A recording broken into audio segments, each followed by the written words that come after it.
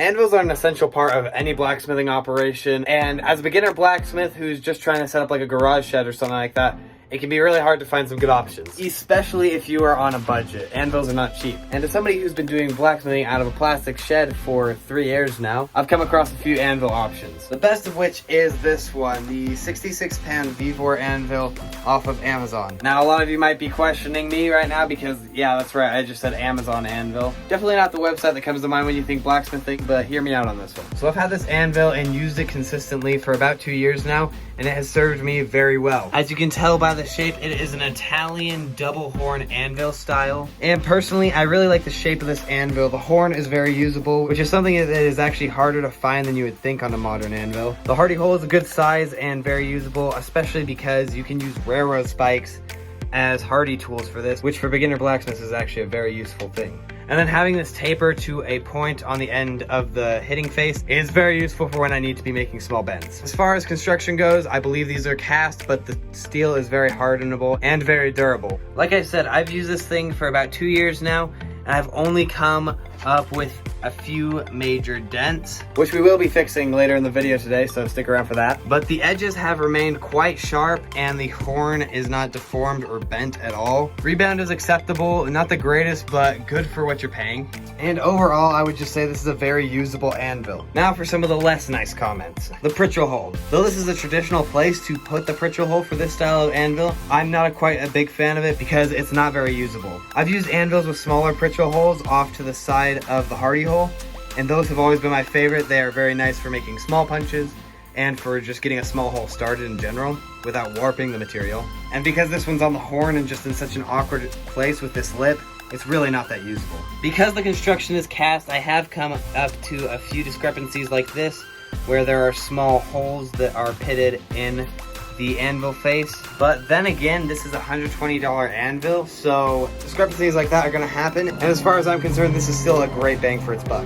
And mounting this thing is a bit of a pain because there are not really any really good mounting points, though that's kind of common in any anvil you'll encounter. As you can see, I had to manufacture these little holds, which really wasn't too hard. It was just flat stock that I had to drill holes in, but it was still a bit inconvenient. This thing also has a pretty nasty ring, but I'll also be trying to fix that up later in this video, so be sure to check that out. The weight could be heavier, but with that would come a heavier price. I just do notice that with 66 pounds, it's not quite enough to keep this thing fully down by itself, and I will have problems with my anvil moving around a little bit when I'm taking heavy blows. Now to talk some numbers on this thing, currently on Amazon it is priced at $155, though you can find some more direct websites off of Vevor and stuff that will sell you it for about $120. It's 66 pounds like I mentioned before, which makes it so these anvils are about $2.37 per pound, which is a very reasonable price for an anvil. When it comes to hardness, these things come in on the Rockwell scale at about 55 to 60, which is a little under the preferred 60 Rockwell hardness, but still really close and very usable.